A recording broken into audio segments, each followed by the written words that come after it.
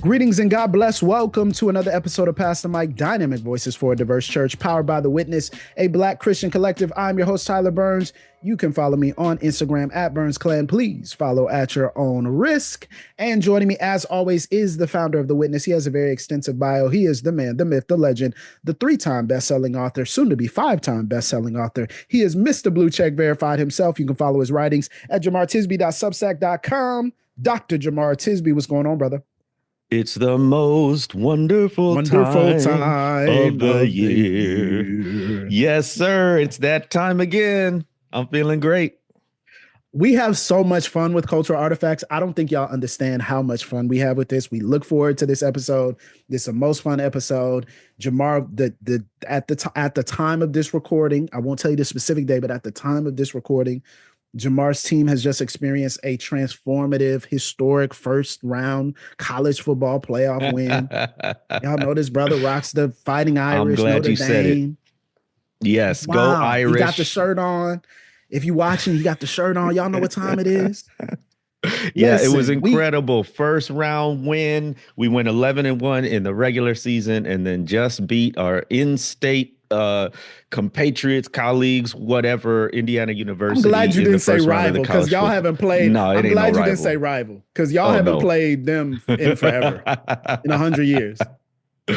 Yeah. So anyway, I'm wearing my Play Like a Champion shirt today.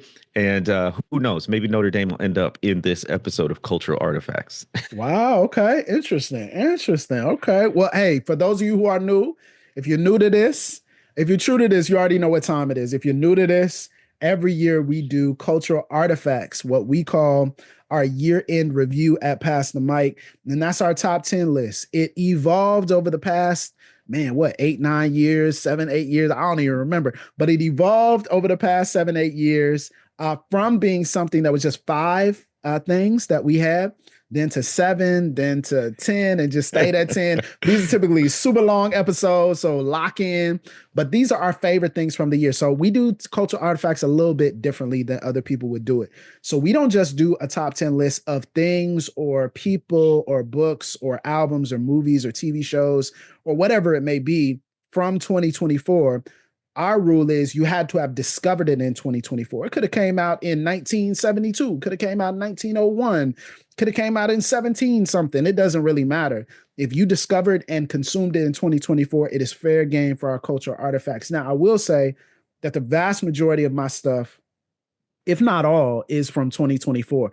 2024 was a packed year. Was a year. Yes, absolutely. It was a decade in a year. It's a leap year for sure. Like, what do we might have leaped backwards at the end of it. Too much history in one year. That's way too much history in one year. We can't absorb it all. So yes, this is going to be a very packed episode. I wasn't gonna say that, but this is the truth, man. So anyway, we run through our first 5 in part 1, and then part 2 we'll run through our second 5, and we just have a lot of fun. We have different perspectives used on the list, different approaches to it, but it's all in fun. Jamar's obviously a historian. I'm more of a pop culture aficionado, trying to tastemaker, trying to do that. But before we get into that, this is actually interesting, because I sent Jemar this earlier. Hey, we gonna give y'all. You like appetizers, right, Jemar? You like appetizers? Well, I mean, I use the French name. What would you call it, Jemar? Introduce the people to what you would call it. I mean, some say hors d'oeuvre. I say an amuse-bouche. An amuse-bouche, if you will. If you will. Hey, so if you like Christmas music, I got to put you on. Doesn't matter if you're listening to this after Christmas. It does not matter. I'm telling you. There is an Afrobeats Christmas album that I want to put you on to. It's by Anatolia. It's called Present Jesu. It's an EP. Present Jesu. Look. All you got to do, if you're taking the tree up, down, you putting it, you cooking, doing some last minute cooking, you getting prepared for watch night service, you taking down your Christmas, it does not matter. If you want to stay in the season, if you want to stay in that mood, just put this EP on and just let it run, and then put on repeat. It's only 5 or 6 songs. It's real quick. It's about 22, 23 minutes. Get you through a workout if you need to. But it's fire. I'm telling y'all. That's for free. This is free. I'm telling you, I'm feeling generous this year with cultural artifacts. This is free. It's a free EP. I need you to just go, just put that on. Put that on. Get yourself in that spirit. Get yourself in that Christmas mood. And you're gonna be right. You're gonna be right. So let's get into the list, man. I'm done with my amuse bouche. I'm done with my hors d'oeuvre. Let me say this. Let me say this to set the table. I know y'all are eager. You just want us to dive in, but here this is key to understanding the Okay. logic Okay. behind My this bad. list. I want folks to understand that Tyler is the tastemaker. He's the one who goes into the vinyl record shop, looks at the back of the crate, finds this obscure album and puts everybody onto it. That's an illustration of what his list typically is. Now, if that's what you're looking for, and that's what the people tend to respond to, Tyler, I've noticed, like people like, oh, you mentioned this artist, you mentioned this book, you mentioned this, movie, whatever. I loved it, blah blah blah. And then I come in. This is to set expectations. I come in and I'm more like the cultural artifacts that influenced the culture politically, economically. It's like this weightier, heavier, whatever. And people are like, roll their eyes because, we don't want to deal with the news or hear all about all that. So I just want to set those expectations. You're going to like Tyler's list a lot better in general. But I will say this. I didn't just hew to those topics this year. I've got some pop culture topics that I think, gonna come a little bit out of left field. That's what Tyler loves to do, is just come out of left field stuff that nobody expects. And so I threw my hat in the ring this time, and we'll see what folks think. Now, let me say this though. Let me say this. Your lists have gotten a lot. I'm telling you, bro. Your lists are really good. Last year's list was good. Let's not play with your list. Last year's list was good. Some of y'all remember this. Last year's list was good, man. Don't play with this man's list. Listen, we've been doing this a while, and what's so great about cultural artifacts is it's just what moves us, and it could be anything. It could be news, it could be personal, it could be whatever. So that's what you're going to get this time. And if you've been ride or die, you know this already, but I just wanted to remind you because it's been a year. So I'm ready, Doc. I'm ready. Let's do this. Go for it. Jay, kick us off, man. Number one for you. Very good. And this is in no particular order. This is in no particular order. It's not ranked. No particular order. No particular order. Okay. I am going to start with I want to come out the gate with some pop culture. Well, it's not pop culture, but this is me digging in my bag to the obscure reference. I am going to start with something that I've not heard anyone talk about, but I've loved it. So I'm always on the lookout for new podcasts. This is one that I discovered, and it is not one that is typical in my repertoire because it's not just like a talking heads thing. This one is called the Business Movers Podcast. Have you heard of this? I've heard of this. Business Movers Podcast. I haven't listened, but I've heard of this. Listen, it had to grow on me because it is a highly produced podcast, and it is true stories of brilliant but all too human business people who make bold decisions, ride booms and busts, and sometimes they reach new heights. It's produced by Wondery, and it just tells these incredible stories, untold kind of backstories of major businesses. So the ones I've listened to are the founding of Lego, and how they went from basically making wooden toys to the son of the founder saying, look, Dad, there's this new technology out there. It's called plastic. You can mold it into all types of shapes, and it does something that wooden toys aren't able to do. You can use them in different configurations. And so it is this incredible story of evolution of a toy that has now become a staple. In particular, in that story was wild in the 90s when they partnered with Pixar and Toy Story to create themed and branded Lego. And that took a business that had basically plateaued. It was doing well, but it had plateaued to another new height. And that has continued on to this day. I've listened to the Macy's department store story. Now, Macy's is huge in Chicago. I grew up in the Chicago area, the Macy's Day Parade, the Macy's window storefronts at Christmas time. It is a cultural institution. And to hear about all the drama of creating this business, competing with existing businesses like Sears, taking over the spot, dealing with the decline of brick and mortar retail stores and how they've managed to continue to survive and remake. And then now I'm listening to the story of Oprah which is fascinating. So the Business Movers podcast, I love it Oh, that because it sounds had to grow on fire. me. Yeah, it had to grow on me because the voice of the narrator is very distinct, and you kind of love it or hate it, but the more you listen, the more you warm up to it. The music is cool, the little musical transitions there, and it is dramatized too. So it's not just like somebody narrating a history. They craft a almost a performance, and there's dialogue and things of that nature. So it's been fun. It's a really good listen when you're in a long car ride, as we will be for the holidays. So I plan to listen to some more of the Business Movers podcast. That's a great start, man. I love that. I was actually at the just at the Macy's store in NYC, man. So I was just at the Macy's store Okay, in New see, York yeah.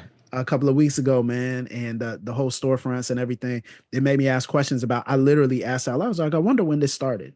Like, I wonder when they started doing this. I wonder when. So, man, that's amazing, bro. That's a great That's start. Let's right. That's go. right. Yes, yes, yes. Now, here we Amazing. go. Back to the expert. What you got? Yeah, so I'm gonna start this year with a album, and I'm gonna Mm, start with an album that I haven't heard a lot of people talk about, and it is an album from the gospel music space, and it is Jason Nelson's live album "You Belong." mm, Some people know Jason Nelson, so let me backtrack here. A lot of people talk about gospel music, and they talk about gospel music from a couple of different perspectives. The first perspective is people say gospel music is not what it used to be, and this is true. There okay. has been a much more commercialized perspective of gospel music, but I think sometimes that is overblown, right? And then there's another perspective, which is that gospel music does not have theological value. So this is from a different group of people, typically majority culture, who would say that gospel music is kind of rooted in this emotional expression that is not necessarily theological or spiritually edifying. And Jason Nelson, I think, captures the best refutation of both of those concepts in one album.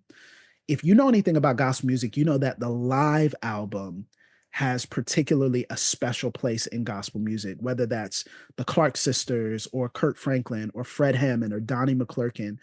All of your favorite gospel music artists have a live album. There's something special about it. Travis Green, even in the modern iterations, live albums really Ty Tribbett. Live albums carry a gospel music artist's career.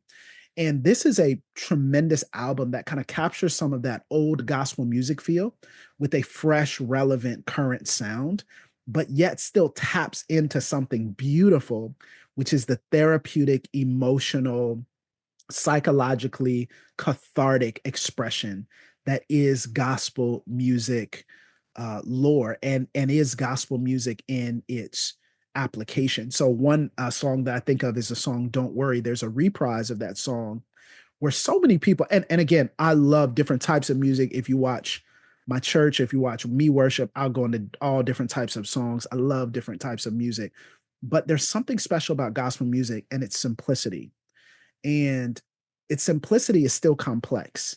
Its simplicity still has layers and nuances. But there's this phrase, and so for about 4 minutes or so on the reprise, he does what in gospel music is called a mic toss. So he passes to different artists in the crowd and has them sing 7 words. Okay, everybody sings 7 words on repeat for 4 minutes. Oh, wow. Don't worry, it's all in his hands. Seven Wow. words. Oh, Don't that's like worry. it's old school, like We Are the World or something like that. Well, not that they're all a chorus, but you hear Exactly. from the different artists. Yeah, yeah, yeah. Exactly. And so everybody, the choir singing the it, and they're just riffing off of "Don't Worry, It's All in His Hands." Are And you I'll tell saying you he this, passed the Jamar. mic? You see, you see. I was like, should I say he passed the mic? I was like, that might be a little corny, but I was like, you You know just what? you just gave me the alley oop. I just had to say I it. gave you But the you were about alley. to I get gave you the deep. You were alley. about to get deep. No, but it was sometimes, Jamar, I respect those who feel as though everything in the concept of music and worship expression has to be rich, deep, theological, complex. I respect that. There's a place for that, and there's a place for this that on this album too. But man, sometimes I just need 7 words. Sometimes I just need to hear, "Don't worry, it's all in his hands," again and again and again. And the way it Because we lifts the hard-headed and soul, hard-hearted. Yeah, we got to hear it bro. again. Yeah. We got to hear it again. This album took me back, but I think also rooted me in it's been a very tumultuous 2024. And You Belong reminded me so much of how much God loves me, but also how beautiful the expression and the culture and the church tradition is that I come from and that I still stand in. So I got to give Jason Nelson a shout out. Classic gospel artist, started 20 years ago. He's been in the game for 20 years, but this is probably to me his most impactful album. And so You Belong is the first of my cultural artifacts. That is a really, really good one. And I cannot wait to listen to it. And like you said, those live albums, they're canon. I mean, I remember Fred Hammond. I mean, this is like 90s, early 2000s. Look, Pages of Life, Dance Like David. Like, I mean, what are we talking? We talking Yes, about like yes, these are iconic yes. Kirk moments. These Franklin are live. canon moments. Kirk Yes. Franklin live. I mean, these are canon moments. Even going back to Bishop Carlton Pearson live at Azusa. I mean, these are Mm, canon moments where mm. he's singing old school songs like Jesus, I'll never forget what you've done for me. Like, I mean, these are canon moments. I like that. Um, and so shout out to Jason Nelson. I would encourage people to take a look. And it's funky too, man. Band is banding. Like sound engineer Rent was due that week for the sound engineer. He was putting in work, man. I mean, He said, woo. I gotta get paid on Yeah. this one. Look, man, Wow. it was dope. So shout out to Jason Nelson. All right. Well, I'm going to keep with the album. This one is not unheralded, although it is in some circles. But I chose this album truly because of the cultural impact it made. You could probably guess what I'm talking Go about. ahead. Go ahead. Go ahead, Jay. It is Beyonce's Cowboy Carter. Yeah. Did you So it think I didn't was make going to my say that one? list. Yes, absolutely. So it didn't make my list, but I was hoping you were going to put it on here because I think it deserves recognition and it's a Yeah. So tremendous work of art. feel free to weigh in with your thoughts on this. The cultural impact of this, namely a black female artist reclaiming the roots of country music in the black experience. That was to me the biggest cultural impact, is reinserting black people into the country music scene and the entire history of country music. And we've been written out by the sort of John Wayne picture of cowboys and country. We've been written out through the Nashvilleification of country music, right? And the reality is, just like rock and roll, black people are at the heart and center of it, and our experiences, more to the point, are at the heart and the center of it. The sort of Yep. symbiotic relationship between blues music and country music is not coincidental.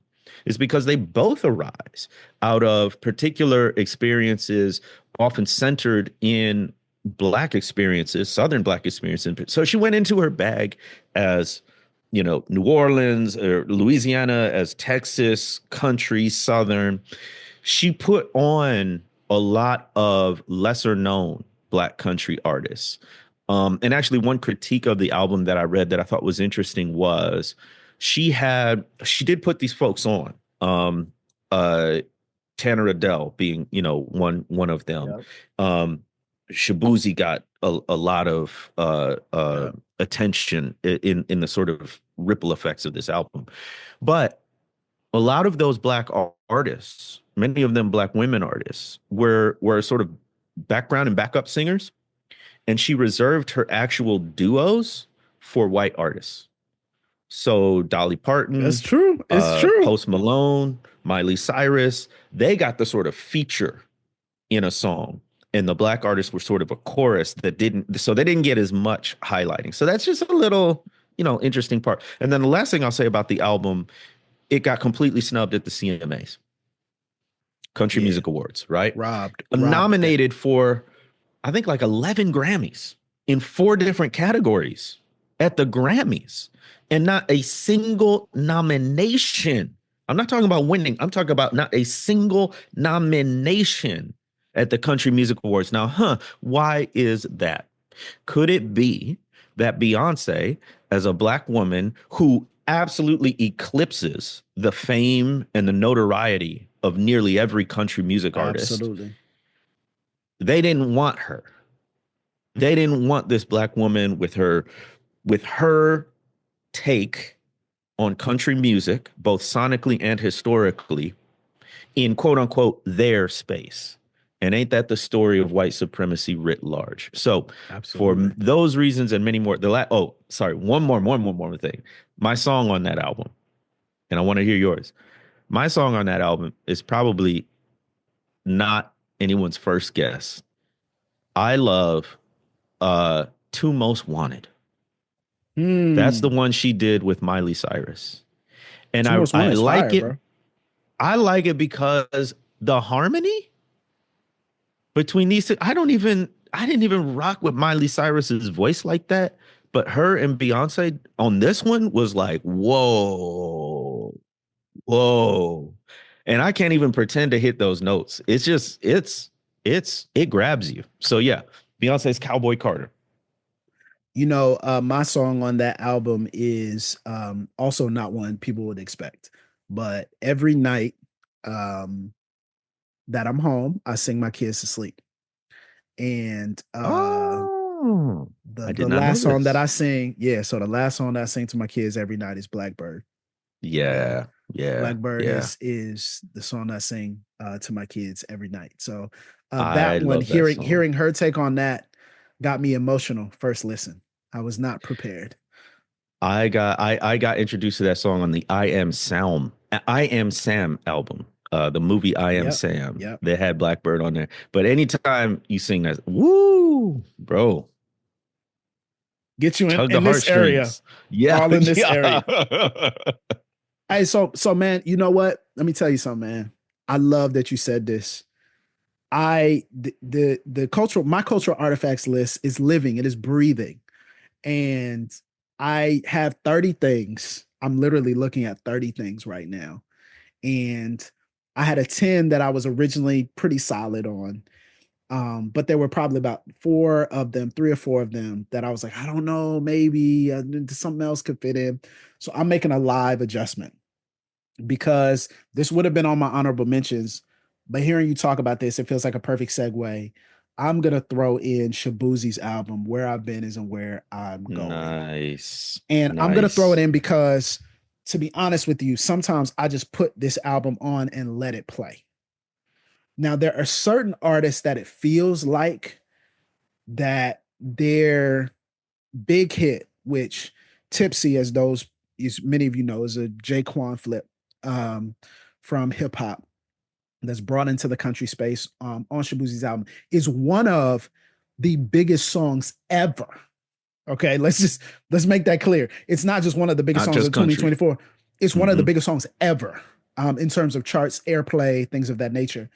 But in terms of Tipsy, a lot of times people will have albums that just kind of wrap around their one singular hit, their one smash hit. Yeah. So the Yeah. album just seems like, okay, you just wanted to get, this on the album. You just want to get this in the space, right?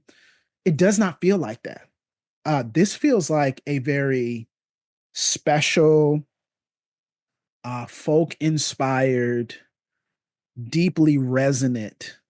I felt like I figured out a little bit more about Shabuzi in the midst of this, not necessarily from the lyrics itself, but from his style, his artistic choices. Some of the things that he identifies with, some of the things that he rejects, some of the things that make me say, "Hmm, that's an interesting omission, or that's an interesting inclusion," right? How he processes his own identity as a black man, not just a black man in country, but a black man with wicks. Now, some of y'all don't know what wicks is because you're not dreadheads, but wicks are his locks. Now, let me tell you something about these wicks. These are huge, where you put all the hair into three or four locks. Okay. Wicks is one of the most painful experiences in hair. Look, I've had locticians tell me that people pass out because What? essentially you have to literally string the hairs, all the hairs from the scalp, into one of these 5 or 6 massive locks. Some people call them Florida Boy dreads, something like that, you know. So I just want to say that as someone who knows him being fully himself, him standing on his business and the way in which he responded, especially at the CMAs where he was recognized, but there were subliminal shots thrown at Shabuzi. Some people saw this. There were subliminal shots thrown at him. I really appreciate how he has borne witness for himself. I don't know much about him personally, but I feel like I got to know a lot about his artistic. And he seems very grounded. He seems like just a very grounded dude. He's just, man, I'm just up here for the music. Like, I love the music and this is fun. And love seeing him at the BET Awards when he did Tipsy and then brought out Jaquan. I love that. So I shout out to Shabuzi. I think that is a worthy inclusion of the cultural artifacts. And it is true that I did listen to that album a lot this year on long drives. So shout out to him. Where I've been isn't where I'm going. That's a really good one. A very worthy shout out. I knew him from the single. I listened to more of his cuts. I was like, "Yo, this dude is serious. He's not just like, oh, I stumbled into a hit here. He's really about it." A great writer, which is key. He's a great writer, and I always give deference. They're great singers, great artists, but great songwriters. There's a special place in my heart for great writers. So I'm gonna stick on the pop cultural thing, and I'm gonna give one that not everybody's gonna like. It's very popular. It's highly ranked on the streaming services. And it's not everyone's cup of tea, and that's totally fine. I just thought it was extremely well done. And this is Paramount Plus's The Lioness. Have you seen this at all? I love this show. Bro. I'm sorry. Yo. I'm sorry, bro. I just yelled into the mic. Let me tell y'all something. But I tell y'all, don't sleep on Jemar Tisby no more. I don't care. Look, I'm gonna let you finish. I'm gonna let you finish. I'm gonna let you finish, dog. Bruh, the storytelling in this, I did not think season 2 would be able to stand up to season 1, especially when they introduced the new lioness characters. Like, this ain't really hit. But the way they turn that mug. Okay, so first of all, what is the lioness? This is a series. It's now in season 2, starring Zoe Saldana, and she does an incredible job as a CIA operative who is also in the field. And what she does is she runs the Lioness program, which is a sort of a spy program. But these are not full-time spies. These are women, that's why it's called Lioness, who are in the military orbit somehow. But what gets them on the radar of this program is they have certain characteristics or certain relationships that the government wants. And so they recruit / force these women. And for each season, it's just this one single woman that they bring in.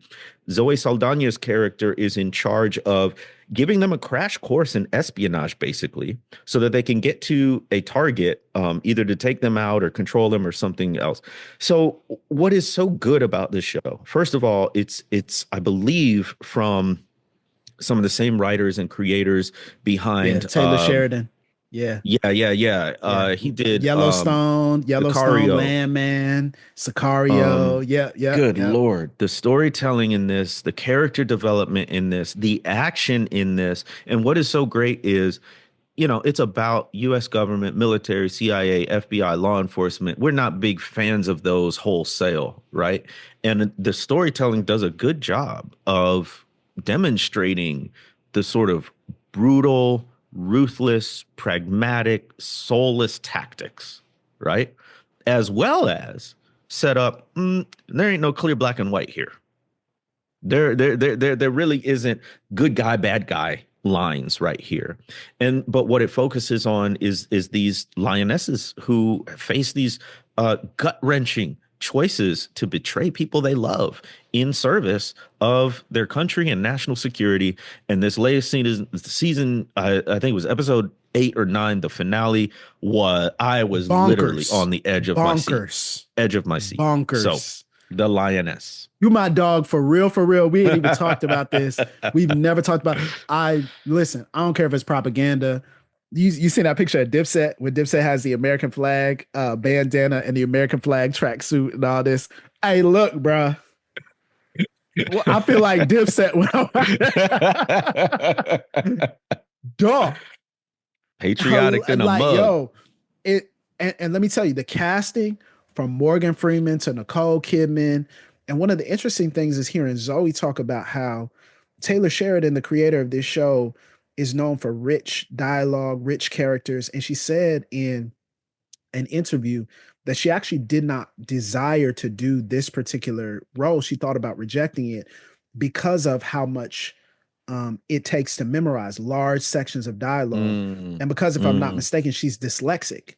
And so because she's neurodivergent.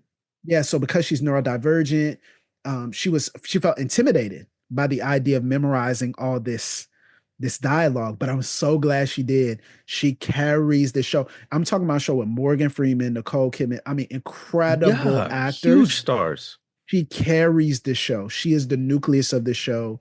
There was one point in time where something happens that made me a little panicked because I'm like, are we shifting the center of this show?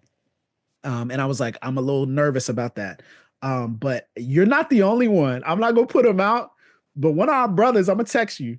One of our guys, we just talked about this a couple of days ago. He was like, man, I know. He's like, man, I kind of like this show called The Lioness. I was like, dog, me too. So I don't know. We need to start a black man watching The Lioness. You know, we did. It's like this kid. Is this okay for me to yeah, like? He put in invisible text. You know that invisible text. He put in invisible text. I was like, bro, just put that out. Put that out, man. That is hilarious. Let the NSA see this. Let the NSA see. Exactly. That'll help you out at the end of the day. Oh my goodness, that's good. That's good, bro. Your list is fire nice, so far. What are we talking about, man? All right, okay.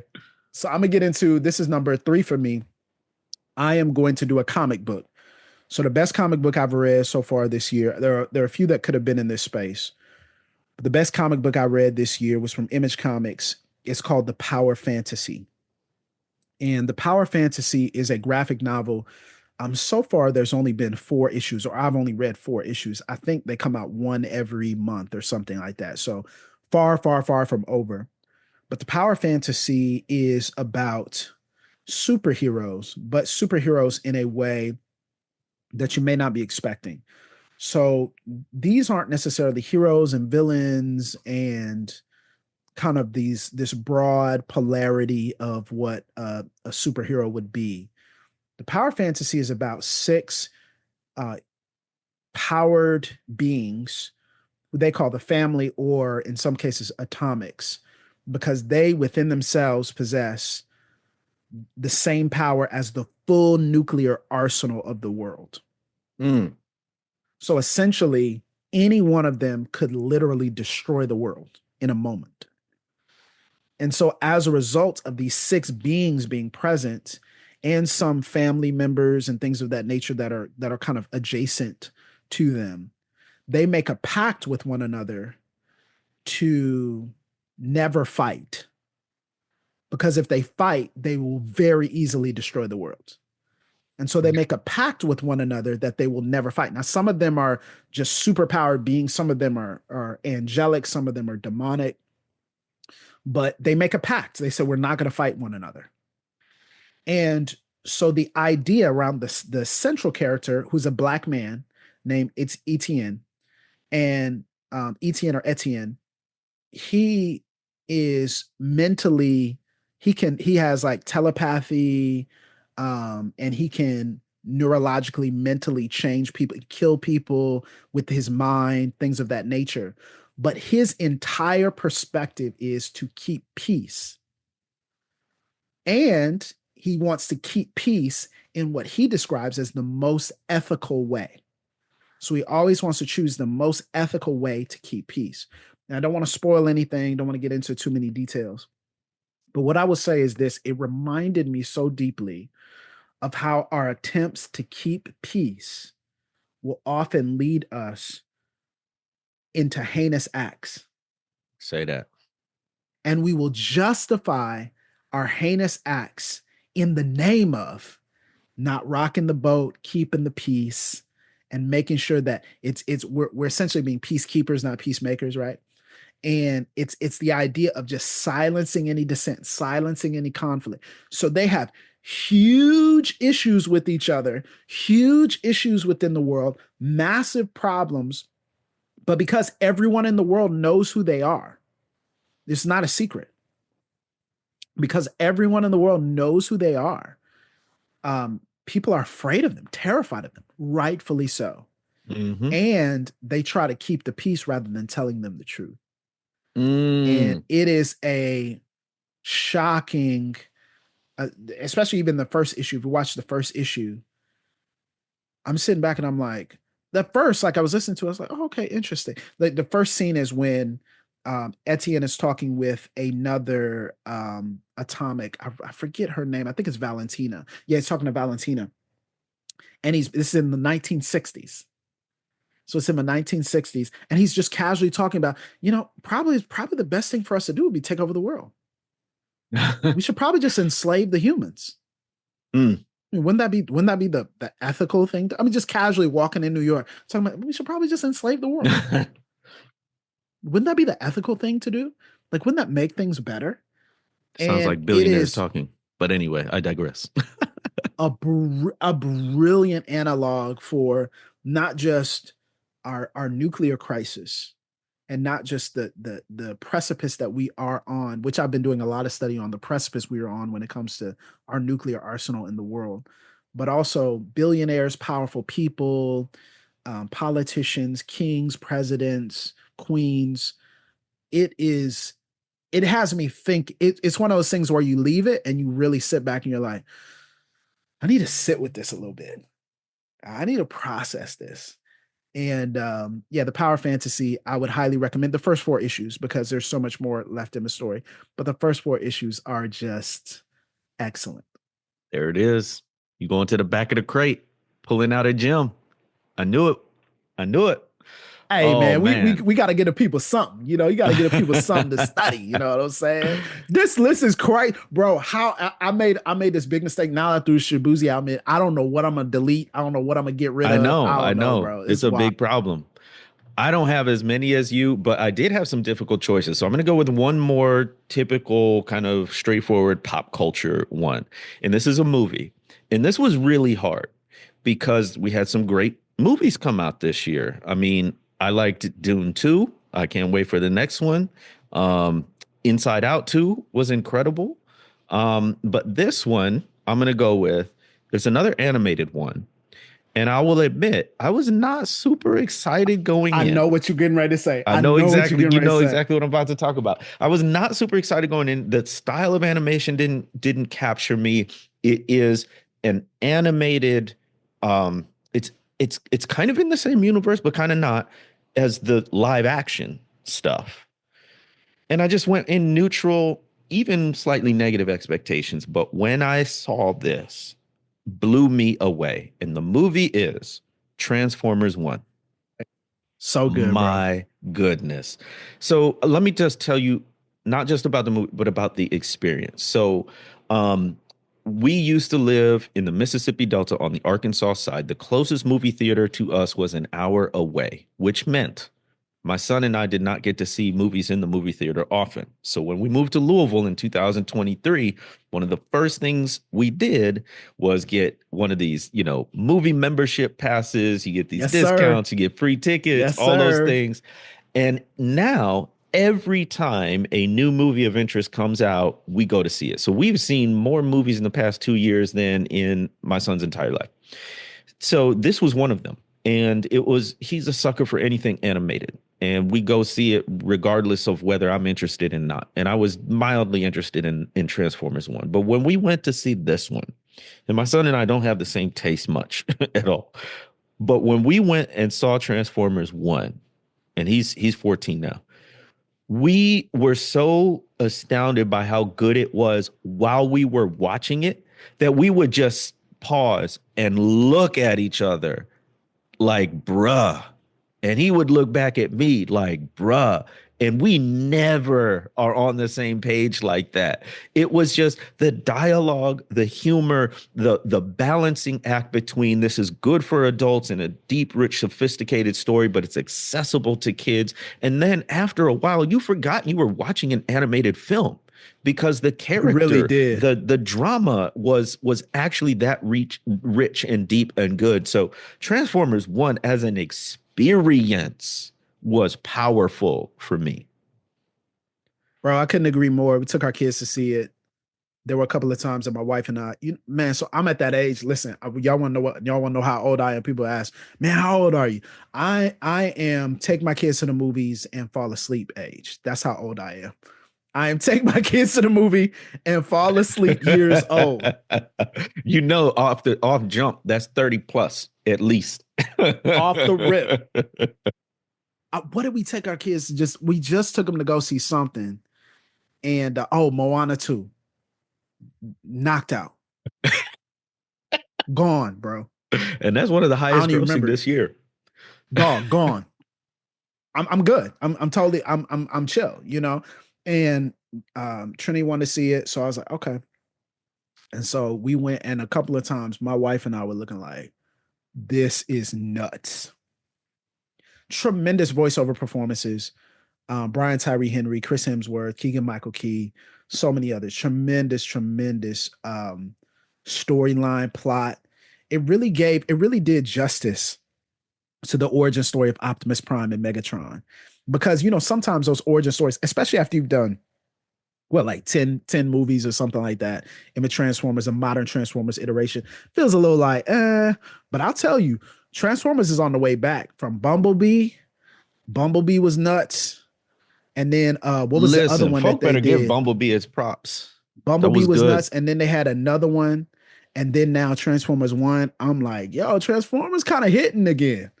So I'm looking forward to part 2 of whatever this thing would be, because I think even that a lot of people, and I don't know exactly what it did in terms of box office or whatever, but I think a lot of people were shocked at how good it was, to the point to where they're saying, oh, we might have something on our hands that we didn't expect. Like, we might have something on our hands that we weren't prepared for. So what a tremendous addition.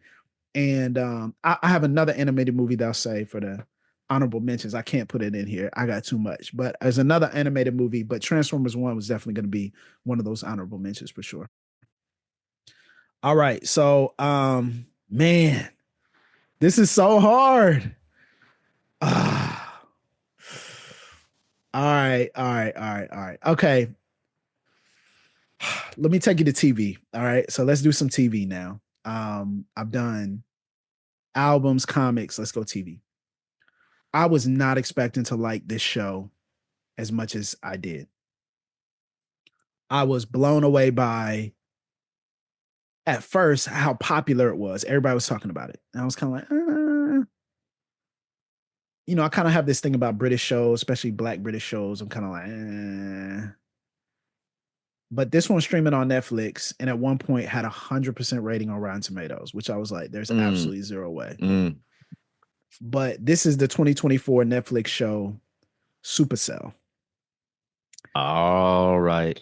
So Supercell is just 6 episodes, very tight, about a group of 5 regular Black people who are unified by one thing. Their family has a history of sickle cell disease, and they unexpectedly develop major superpowers in different ways. So teleportation, super strength, super speed, and they end up running into each other, finding each other, because one of them has a vision of a world in which they are basically preventing the end of the world together. They're fighting off people who would seek to end the world together. And he's basically bringing himself into the future because he can jump timelines, and basically warning himself, find everybody, you can prevent this. So-and-so is the key, such and such is the key. And so he goes back, and now he's on this quest to find the other, supercell people, right? And it was so good.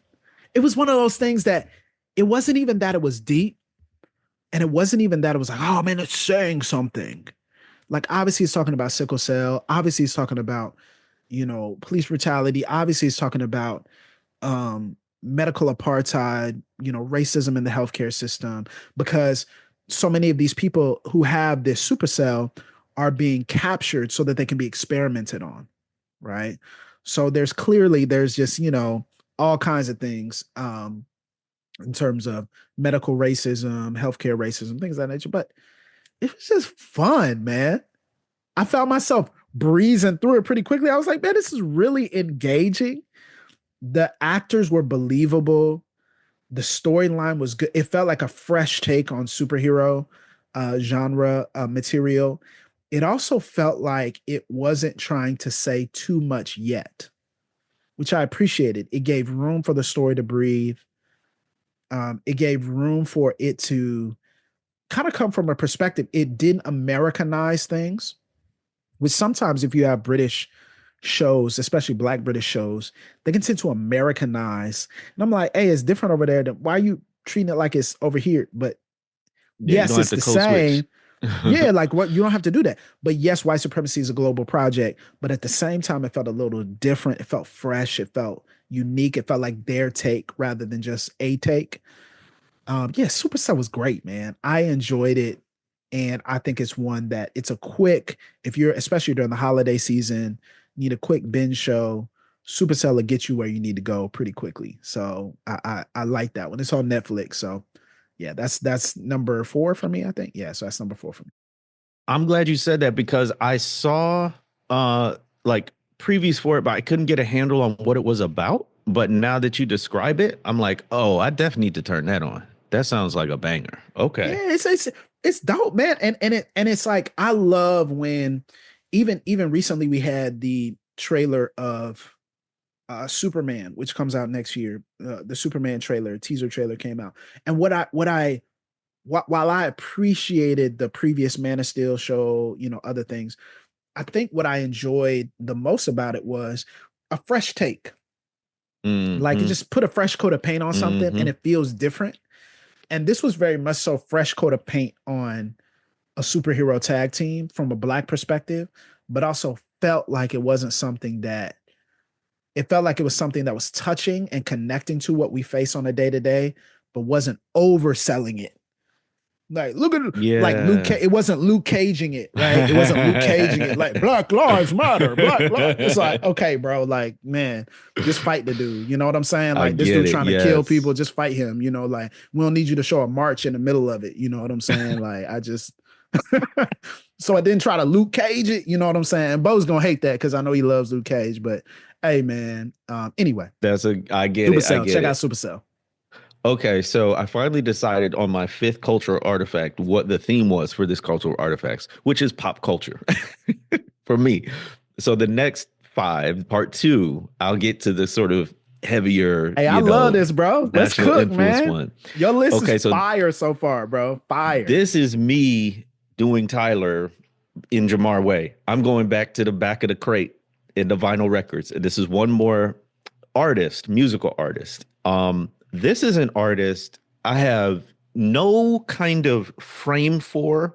It's not a kind of music I seek out, and so I know the genre or anything. I stumbled on it because I do a lot of reading, and I stumbled on this in grad school, getting my PhD in history, and I'm reading all these books, and I need like study music, and I don't know if it popped up on a recommended what or probably just a playlist, but I heard the sound, and immediately I said, I want everything this artist has ever done. The artist, we're sticking with a Black British theme here. The artist is Blood Orange. Love Blood Blood Orange. Orange. Blood Orange is Whoa. crazy, dog. Whoa. If you have not listened to Blood Orange, it is okay. The artist, his name is Devonte Hines. He was born in England. He's British. And he's one of these artists who just blends and melds different styles and like a true artist. He's not out there trying to chart and be top of whatever and just go with what he knows will sell. He is an artist who stays true to his uniqueness, which I think is a form of integrity. So he has integrity as an artist, and they describe it as R&B mixed with electronica. So it's not going to be your typical kind of R&B beats. It's going to be sort of themes of love and empowerment and all those kinds of things, but it sounds different, and it is good. He sings, and so it's good music to listen to, but also it's sort of subtle enough that you can kind of have it on in the background. This is the kind of music that if you hear it in like a department store or in a lounge or a cafe, you Shazam it. You're like, yo, who is this? Because Yes, it sounds yes. so distinct. And for folks who want to get a start with Blood Orange, I recommend 3 of his albums, probably in this order, to give you an introduction to the sound. Cupid Deluxe, just kind of his come out of the gate, like his he had done several albums before that, but this one was the one that really put him on the map with a lot of people. Cupid Deluxe. The other one is a little bit of a deeper cut, but I love it. It's Freetown Sound.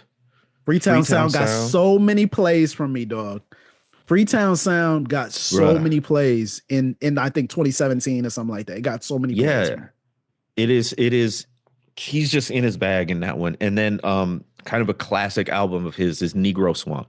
So this is Blood I Orange, haven't Cupid heard that Deluxe, one. Freetown Sound, Negro Swamp.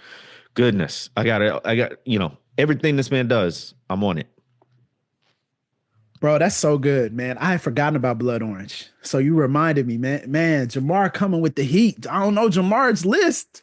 The Heat He this might have year, me I was beat. He like, might have me beat this year. nuh-uh. This is I was just crazy, like, man. let me at least stay in the draft of Tyler as he runs along with Man, these cultural artifacts. this is fire. Okay, so let me do a book. My favorite book of 2024. And to close out this first episode, my favorite book of 2024 was a book entitled Homie Don't Play That by David Oh, Peisner. yeah. It's on the origin story of In Living Color and the Black Comedy Revolution. Homie Don't Play That is an absolute banger, page turner, and it tells a story of the Wayans brothers as they start In Living Color and the backstory of how In Living Color came to be, but broadly the Black comedy revolution and its intersections. And what it moved me in is how to build a movement. I love how to build a movement books. Now, it wasn't giving you the how to's, it was just telling the story of how something that was so ubiquitous as In Living Color came to be.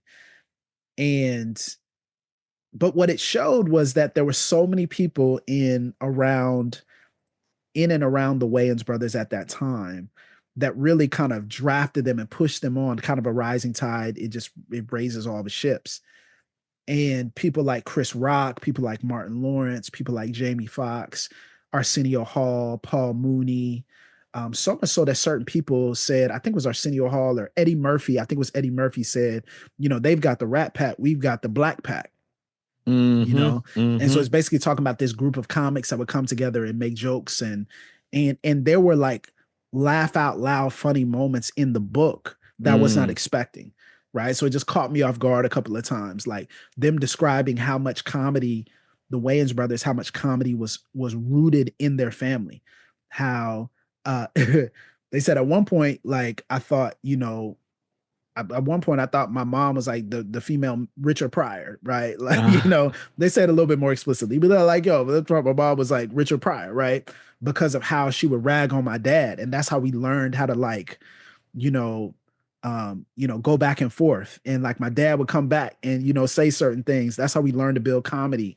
Like we would practice characters at certain family functions or reunions or holidays. We were poor, so we felt like what could keep us going was laughter. Like Mm-hmm. laughter could keep us going. And Yeah. then leading up to In Living Color, which was so fascinating and edgy for the times. And even the pilot. So the pilot of In Living Color, I loved when I read this. They recorded 2 shows on back-to-back days. So the idea and concept was that, or 2 takes on back-to-back days. So the concept was that they could, whatever they didn't get right the first time, they could kind of work out and they could kind of splice whatever is the best take.